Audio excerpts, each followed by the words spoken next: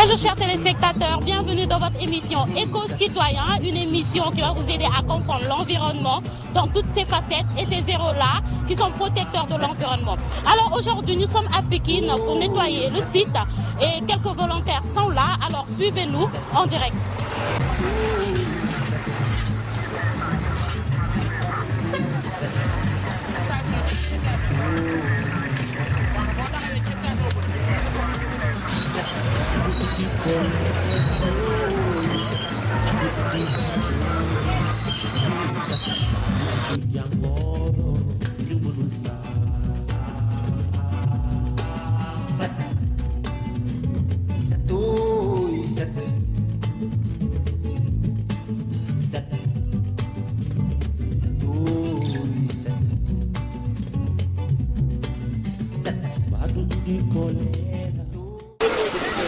Alors on est là avec Madame la députée Marisol Ndiaye qu'on va interviewer, qui va essayer de nous éclaircir sur le nettoiement de Pékin aujourd'hui.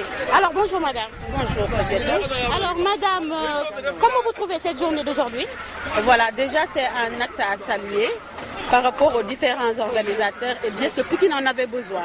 Apparemment depuis 2014, et je ne dirais pas apparemment, c'est vérifié, depuis 2014 les grandes artères de Pékin n'ont pas été touchées, n'ont pas été réellement touchées dans le nettoiement à fond. Aujourd'hui, ce que nous voyons dans le département de Pékin, surtout pour nous qui habitons le département de Pékin, qui portons le drapeau du département de Pékin, si on voit des actes pareils, on ne peut que s'y associer, on ne peut que s'y participer et demander que ça soit pérennisé. Demander que ça soit pérennisé dans le bon sens et que les collectivités territoriales surtout prennent leurs responsabilités. Aujourd'hui, on voit que la plus grande artère de Pékin, l'entrée de Pékin, la sortie de Pékin est désencombrée, bien nettoyée. Tout est clair. Vous voyez aujourd'hui l'éclat que Pékin reflète. Donc c'est un atout pour le département de Pékin aujourd'hui. Mais il faut que les collectivités s'assument et qu'il y ait suivi. Sinon, moi je dirais que c'est peine perdue. On est là depuis 9 heures et on n'est pas prêt de partir. Vous voyez l'état où étaient les rues de Pékin.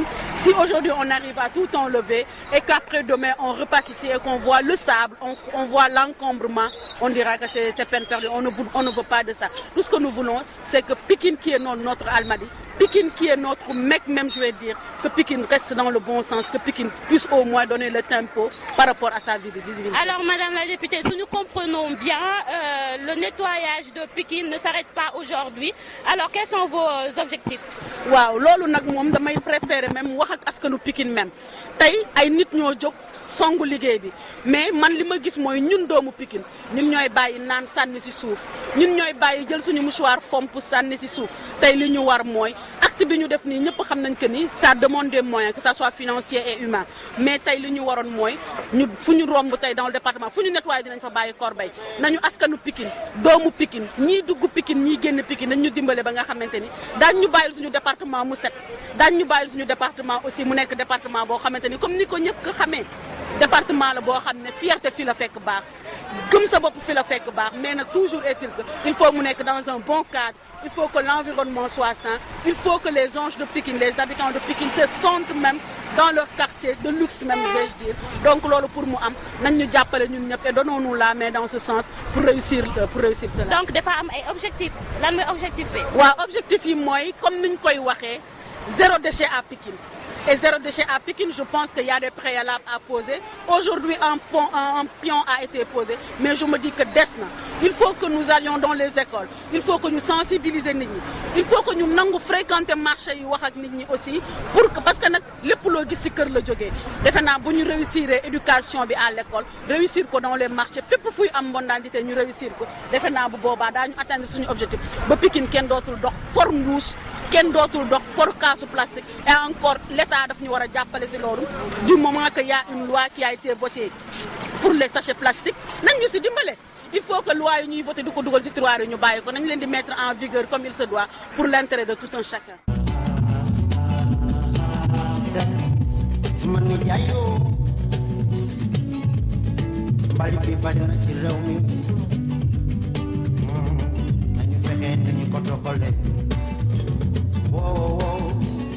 Badu peti kolera, badu peti aforo,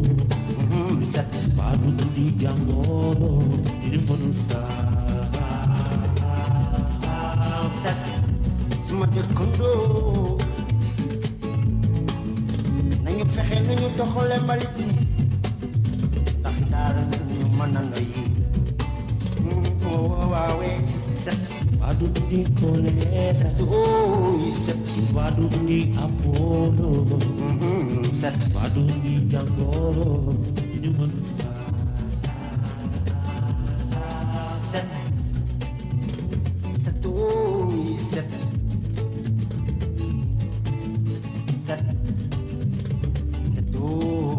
set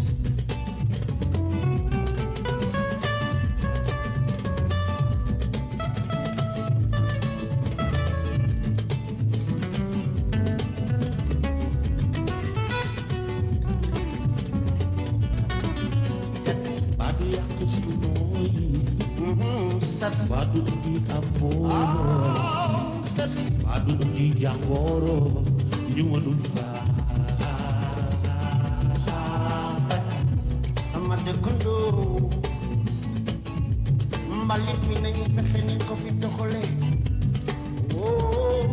ndax ñu mën a noyyee set badu di kolera, badu di apolo, set badu di jangoro, nyuman. Alors nous sommes avec Monsieur Dia à Pikine pour le Clean Up Challenge que nous allons laisser se présenter avant de commencer. Oui, je m'appelle Malik Dia. Donc, je suis le coordonnateur du collectif pour un Rufisque propre. Donc, le dimanche 28 avril, donc c'est nous qui organisions le Rufisque Clean Up Challenge. D'accord, Monsieur Dia, c'était quoi en fait votre objectif d'aujourd'hui? Bon, aujourd'hui, nous sommes venus répondre à nos frères pékinois donc pour leur clean-up, qui pour nous est un moment important dans la vie de l'assainissement même du Sénégal. Donc pour nous, donc il fallait venir, il fallait vraiment témoigner de notre présence, mais également leur montrer que ce n'est pas seulement Rufisque qui a un problème, mais en général c'est le Sénégal qui a un problème. Donc partout où l'appel donc sera lancé, nous serons donc sur les lieux, voilà, pour témoigner de notre présence. Alors si nous comprenons bien, le Clean Up Challenge ne s'arrête pas juste à Dakar. Du tout. Vous savez que Rufisque n'a fait que copier. Donc ça a commencé sur Dakar, ça a commencé avec le 4 avril, avec les Soya, mais également la SAC, la Simple Action Citoyenne. Donc nous, on a fait que copier une bonne chose, mais on a essayé de le faire d'un point de vue départemental. En fait, c'est tout Rufisque qui a été convoqué à cette journée. Maintenant, pour Pikine également, d'un point de vue départemental, nous avons répondu. Donc pour nous, ça ne s'arrête pas à Dakar ou bien à Rufisque, ni à Pikine d'ailleurs. Donc Kaolack va appeler bientôt, Mbour également et les autres régions. Et nous allons répondre de notre présence, Inch'Allah Rabbi. Le travail n'est pas trop difficile aujourd'hui. Est-ce que la population vous aide au moins? Bon, je pense que le travail n'est pas difficile parce que en fait, c'est Pikine qui est constitué ainsi. Donc contrairement à Rufisque qui est malheureusement donc une des villes où on rencontre des canaux à ciel ouvert. Mais aujourd'hui, je pense que le plus important, c'est de mobiliser le maximum de personnes, mais également de faire un peu ce déclenchement. Au fait, de vraiment déclencher les consciences, de leur montrer que c'est le genre d'activité qu'il faut continuer, qu'il faut perdurer, qu'il faut essayer de pérenniser. Je pense que c'est le plus important. Donc pour nous, cette journée est un lancement, comme ce fut à Rufisque. Donc le plus important, c'est de pouvoir le refaire encore et encore. D'accord. À vous entendre, nous voyons très bien que vous êtes très engagés. Comme vous l'avez dit, il ne suffit juste pas de nettoyer, mais aussi de conscientiser. Alors, avez-vous d'autres solutions que vous pouvez citer? Oui, effectivement. En fait, déjà la conscientisation, donc voilà, ça demande plusieurs stratégies. D'abord, le porte-à-porte, les débats, mais également le fait de faire des caravanes avec de la musique, mais également au micro, des personnes qu'il faut, les pelles également, l'embellissement, mais également peut-être le reboisement. Je pense qu'en fait ce sont des idées, parce qu'il faut le dire, les espaces vides, il faut les occuper. Sinon, d'autres vont les occuper à mauvais escient. Donc pour nous, le plus important, c'est de trouver les stratégies qu'il faut, mais également de pallier avec d'autres activités. Alors la collectif, c'est juste des citoyens ou bien vous avez l'aide de l'État? Le collectif, en fait, c'est en collaboration avec des associations, des OCB, ce qu'on appelle des organisations communautaires de base, des conseils de quartier, des ASC, mais également des volontaires. Des volontaires qui, pour la plupart, donc, prennent donc, sur eux, donc, que ce soit en nature ou en espèces. mais également des partenaires comme des entreprises. À Rufisque, par exemple, nous avons eu l'appui énorme de la Socosim. La Socosim, nous le connaissons bien, donc est une entreprise donc, qui est implantée depuis longtemps là-bas, mais qui participe activement donc, à l'évolution des associations. La Socosim qui nous a donné des matériels importants, mais également un matériel lourd. Hein. Je pense que le plus important aujourd'hui, de pouvoir donc, travailler avec les collectivités, mais également travailler avec les entreprises de la place. D'accord, Monsieur Dia, mais est-ce qu'au moins l'État vous aide? Oui, effectivement. L'État nous aide à travers les mairies. La mairie ville, par exemple, de Rufisque, qui nous a beaucoup aidé en matériel, mais également qui nous a doté de voitures, qui nous a aidé en carburant, mais également la mairie nord, par exemple, de Rufisque. La mairie nord qui nous a aidé en détergent. Je pense que c'est le plus important à mon avis. D'accord, Monsieur Dia. Alors, pour un dernier mot, qu'est-ce que vous pouvez conseiller à la population de Pikine ou à la population générale? Au fait, de perpétuer ce qu'on est en train de faire. Il faut que les gens puissent épouser l'idée. Il faut que les gens puissent venir s'activer dans les choses. Maintenant, on a beau trouver des partenaires, on a beau trouver du matériel, on a beau vraiment faire la communication qu'il faut. Mais si les gens ne répondent pas, si la mobilisation n'y est pas, ça vaut à zéro à notre avis. Donc il va falloir que la population puisse épouser l'idée du clean-up, que la population puisse vraiment s'y mettre. La citoyenneté, l'activisme, pour nous aujourd'hui c'est ce qui va pallier à nos collectivités. Parce qu'ils ne peuvent pas tout faire, ils n'ont pas les moyens qu'il faut, donc nous également il faut qu'on s'y mette. Alors Monsieur Dia, vraiment nous vous remercions de ce briefing, vraiment nous vous remercions et nous espérons vous voir la prochaine fois sur le terrain. Très bientôt parce qu'à Rufisque par exemple nous prévoyons d'autres journées comme la journée qui est prévue à Rufisque Est, Rufisque Ouest et Rufisque Nord. Donc pour nous ce sont les 3 communes qui méritent chacune une journée comme ce qu'on a fait pour le 28. Maintenant à part ça, nous irons en profondeur dans les quartiers et je pense que c'est pour très bientôt. Ok, au revoir et merci beaucoup. Allez, merci beaucoup. Alors nous sommes avec Aro, l'artiste, le rappeur de Buntu Pikine que nous allons interroger pour avoir son aperçu de cette journée-là. Alors bonjour monsieur, comment vous allez? Oui, bonjour, je vais bien. Alors monsieur, tey jii nii lan moo fi nekkoon sa tànk? Bon, tey dañoo nekk ci Clean Up Challenge pour Pikine. Donc ces temps-ci engouement bi lenn la mooy Pikine ou Sénégal ville, Pikine ville propre, Sénégal un pays propre. Donc en tant que citoyen, on a un devoir à faire. Et devoir boobu mooy ñun ñu jóg bañ a xaar kenn donc seetal suñu gox en premier. Et que ñu siy woote quoi ñu siy woote képp koo xam ne Pikine nga dëkk képp koo xam ne yaa ngi Sénégal nga yeewoo Sénégal ñu fagaru ci seetal suñu dëkk parce que set mooy indi jàmm quoi. Munoo wax ne am nga jàmm te setoo. lan moo nekkoon mbaa liggéey bi méttiwul tey mbaa gars yi jàpp na dañ leen jàppale population bi ñëw na wuyu si na xale yi. waaw population bi génn nañ mais mënoon nañ gën a génn mais je trouve que ne il faut que am ñu départ pour ñeneen ñi fekk si leen donc ñun lu ñuy def mooy ñu départ rek quoi bu ñu départee ñeneen ñi dinañ ñëw parce que liggéeyu ñëpp la bu kenn du ci xaar kenn quoi. En tout cas, c'est un acte à féliciter venant d'un artiste, vraiment. Donc, lan ngay conseiller sa moroomu artiste yi parce que bu ñu gisee artiste mooy engagement te ni ñu la gisee nii tey jii nii ñu gis ne na nga engagé parce que vous avez des gens derrière vous qui vous suivent. Alors, si vous êtes engagé envers l'environnement, envers la société, beaucoup aussi vont s'y mettre. Donc dañoo bëggoon a xam looy conseiller sa morom yi parce que challenge bi mu commencé ba léegi on peut compter les rappeurs que nous avons vus.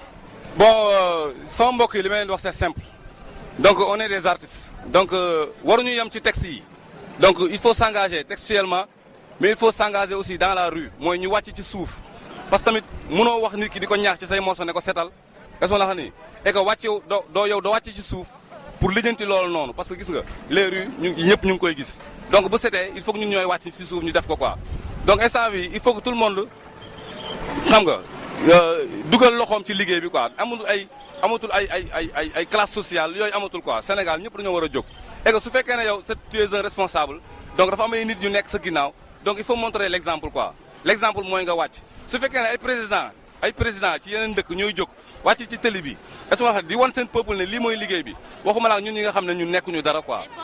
ok donc il faut que ñun ñëpp ñu jóg amul ay kii mooy diw Sénégal moo ñu jur Sénégal moo ñu jox lépp lu ñu am donc ñun tamit dañoo war a lépp lu ñu am ñun tamit dañu ko war a delloo Sénégal quoi loolu mooy yoon maa ngi woo artistes yëpp quoi yaa xam foo mën ci nekk nga wàcc est-ce que nii parce que tey monde bi instant mu ngi souffrir on parle toujours de dérèglement climatique lépp lu ko indi mooy tilim bi mbuus yi mbalit yeeg yooyu noonu donc on en a assez quoi il faut que ñu jóg suñu bopp quoi. waaw c'est vrai mais avec ce genre de situation ay challenge clean up challenge nii est-ce que yéen entre artistes jëmoo leen créer benn collectif boo leen xam ni collectif artistes la à chaque fois bu ñu war a descendre sur le terrain avec les clean up challenge ngeen booloo ñëw nekk ci liggéey bi. bon c'est des fois soo créé collectif pour les mu nekk ay artistes kese après day indi blocage quoi les autres vont se dire que c'est un collectif pour les artistes. donc da ngay nekk benn collectif boo xam ne c'est pour tout un Sénégalais képp koo xam ne citoyen nga rek lii da la concerné donc collectif bi mooy que les Sénégalais ñëpp yaa xam maire nga jigéen nga góor nga ñëw nga fekk si lii et c'est un message ah c'est un message bu ñuy wax autorités yi quoi leneen ñun bëgg nañ dëkk bi set donc il faut que ñoom ñu accompagner affaire bii nii quoi donc ñun ñu jóg ñoom ñu jóg est-ce que la xam ni génn seen bureau yi ñun tamit ñu bàyyi suñu plume yi à un moment wàcc ci terrain bi ñun ñëpp ñu liggéey quoi appel bi loolu la waay. Aro mbaa yaa ngi conscientiser jeunesse bi nekk Pikine mbaa yaa ngi wax ak ñoom ci wàllu mbalit bi. waaw donc man sama groupe dama bokk ci benn groupe bu ñuy wax coalition Ñoom Mbaam léegi nekk wërngal donc man individuellement maa ngi génne naa sama album solo maa ngi préparé yeneen album donc sama message loolu la mës a nekk quoi donc ñun bëgguñu jeunesse bi sombre ci alcool bëgguñu jeunesse bi sombre ci drogue bëgguñu jeunesse bi sombre ci n'importe quoi donc te loolu yëpp set la gis nga nit soo setee am na lu bëri da nga koy daw donc set bi sa biir kër lay jóge ci yow d'abord sa xel nga set ci sa jëmm nga set sa biir kër nga set ci mbedd mi nga set quoi instant bi ñun loolu la ñuy waxtaan jeunesse bi di ko def suñu sound di ko doxee quoi waaye. dëgg la vraiment ñu ngi lay remercier bu baax a baax ci présentation bi ci réponse yi ci conseil yi et surtout ci acte bi nga def tey vraiment ñu ngi lay remercier ñu di la bàyyi nga wax sa dernier mot. ok maa ngi leen di remercier yéen je crois que c'est 7TV environnement. 7 environnement média ok vous faites du bon boulot. on en a besoin parce que instant yii nii on parle d'environnement on est en train d'agresser le globe terrestre. On est en train d'agresser l'atmosphère donc il faut que ñu changer quoi te changement boobu noonu ñun kese mu ñu ko def on a besoin de couverture comme cet environnement bii nii donc c'est du bon boulot on vous encourage et on est avec vous. Merci beaucoup. Merci. À la prochaine. Avec une autre collectif ces zéros-là qui sont protecteurs de l'environnement. Alors nous allons essayer de leur laisser se présenter avant de commencer. Alors bonjour monsieur, pouvez-vous vous présenter s'il vous plaît? Bonjour, je m'appelle Magaye Diop, président de l'association Paix et Développement. D'accord. Et madame vous? Bonjour, je m'appelle Tiane Sall, je suis la coordonnatrice de l'association Paix et Développement. Alors est-ce que nous pouvons savoir alors c'est quoi l'objectif de l'association Paix et Développement? L'association Paix et Développement, c'est une structure qui œuvre sur le développement communautaire, sur le développement départemental et national. Alors lan moo nekkoon seen tànk tey jii nii si nettoiement Pikine bi. waaw tey moom mën naa ne tey moom nekk na bis boo xamante ne gën na ma neex si sama dund parce que def naa dara pour sama ville muy ville de Pikine aussi buntu Pikine chaque jour fii la ñuy jaar fii la ñuy jëlee oto mënuñoo dugg Pikine aussi te jaaruñu fii ñu daal di ñëw defar ko mu set voilà kon mbégte la daal. D'accord alors mbaa liggéey bi méttiwul noonu. waaw alhamdulilah méttiwul parce que ay xale lañ te lii nii je pense que ñun ñoo ko war a def kenn warul xaar ñu woo la si ku ko romb rek da nga war a ñëw def une contribution parce que dëkk bi bu setee setalu la setalu ma ñun ñëpp la setal te yaakaar naa loolu noonu mooy dimbali suñu rakk yi ñu mën a jël yoon bii nii quoi vraiment initiative bu rafet la kon donc ñu ngi si woo jeunes yëpp ñu ñëw jàpp si liggéey bi parce que dëkk moom set la war a def d'abord quoi. dëgg la mais nettoyage métti na de mbaa yéen a ngi conscientiser. si ñu ngi conscientiser métti na xam naa moom boo ko defee benn yoon ñaari yoon amaana sax ñoom ñi fi nekk chaque jour di ko takkal bu ñu demee ñu daal di gis ne ñun dañu siy def ay jéego te ñun duñ fa nekk chaque jour ñoom dinañu jël seen initiative bopp defar ko seen bopp. d'accord donc su ma gisee quelques membres association bi dafa mel ni ay jeunes rek ñoo fa nekk. waaw association bi am na nag ay mag am na ay charge pourquoi parce que comme que dañuy œuvrer ci développement lu ñu gis la nga xamante ni vraiment day jëmale réew mi kanam ñun kenn duñu ci woow dañuy dem takk si répp raison pour laquelle lii participer wuñu benn réunion jox ñu une invitation si réseaux sociaux lañ ko ñëw ñu def ñu regroupé wu ndekkee kër président bi ñëw jàpp si liggéey bi te bu ñu ko gisee feneen tamit noonu lañ koy defee. D'accord, donc si je comprends bien association bi c'est pas politique ni état bi moo ko def yéen a jug seen bopp doomu Pikine nekk si.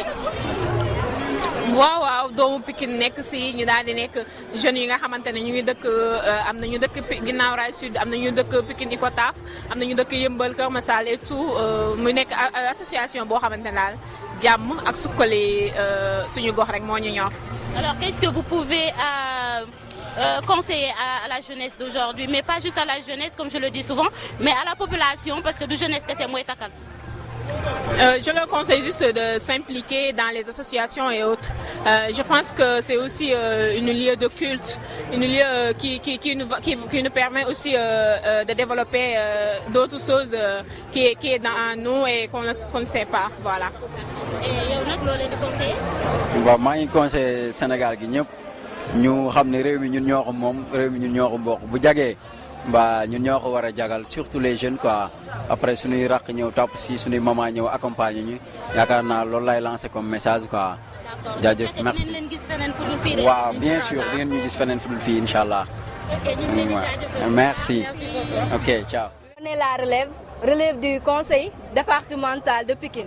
On est là aujourd'hui pour le Pikine Up Challenge qu'on a lancé et on est là pour faire le set setal de Buntu Pikine. Comme vous le savez, Buntu Pikine est l'entrée de Pikine. Pourquoi c'est la raison pour laquelle on a choisi Buntu Pikine pour qu'il puisse avoir une continuité. Parce que si Buntu Pikine est l'entrée de Pikine, normalement on doit viser les autres localités. Raison pour laquelle on est là et nous on est la relève du conseil départemental de Pikine. Tous les gens sont là, Yeumbeul Nord, Guinaw Rail Sud, tous les autres conseils sont présents aujourd'hui pour qu'ensemble qu'on puisse réaliser la volonté de l'État. Comme vous le savez, le président a lancé le zéro déchet et on est là pour concrétiser cela. Vous parlez déjà des perspectives d'avenir.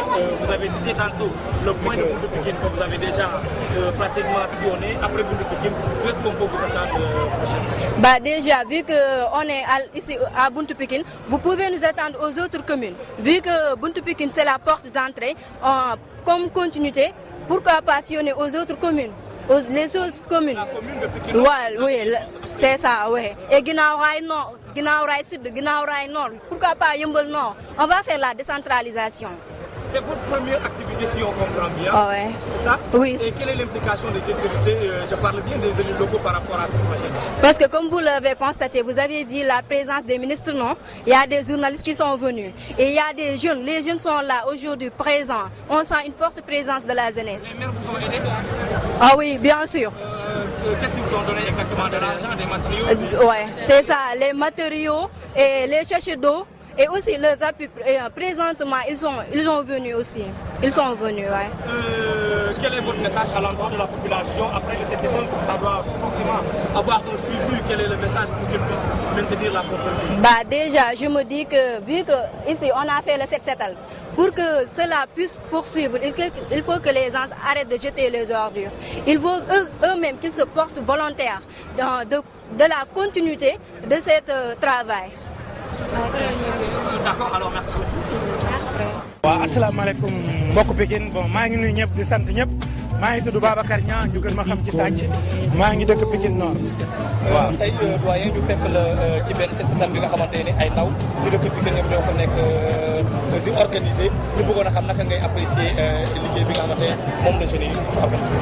waaw Germaine maa ngi lay sant di la gërëm vraiment ci invité bi may invité nii pour moom mën a ñëw wax si wii vraiment lii dama koy rafetlu man je me dis que c'est la première fois à Pikine benn set setal départemental fukki gox ak juróom benn yëpp daje fi tous les couches sont là vraiment lii dama koy rafetlu tey Pikine yëpp ñu ngi koy rafetlu waaw. tey en tant que doyen nga yàgg Pikine li nga xamante ne moom moo nekk poste de Pikine tey boo amoon ay perspectives d'avenir lan lay nekk dénkaane pour Pikine. waaw damay wax rek ne man wax naa ko fee sànq nee naa leen ñun li ñu am ñun Pikine xamuñu ko tey climat bii ñu am rek Pikine rek a ko am ñun yàlla moo ñu teral tey boo demee Tambacounda tey instant yi ñu ngi sol silettement ndax tàngoor bi fa ne nga dem ci yeneen dëkk yi mi ngi tàng jër tey climat bi ñu am nii ba tey ñu nekk nii di liggéey dans l'harmonie gisoo kenn ku ñàkk gisoo kenn ku sonn c'est que Pikine li ñu yàlla may moom moo rëy te xamuñu ko kon donc dañuy wax rek ne les mains dans la main ñu liggéey ànd defar Pikine parce que Pikine dafa jot ñu liggéey ko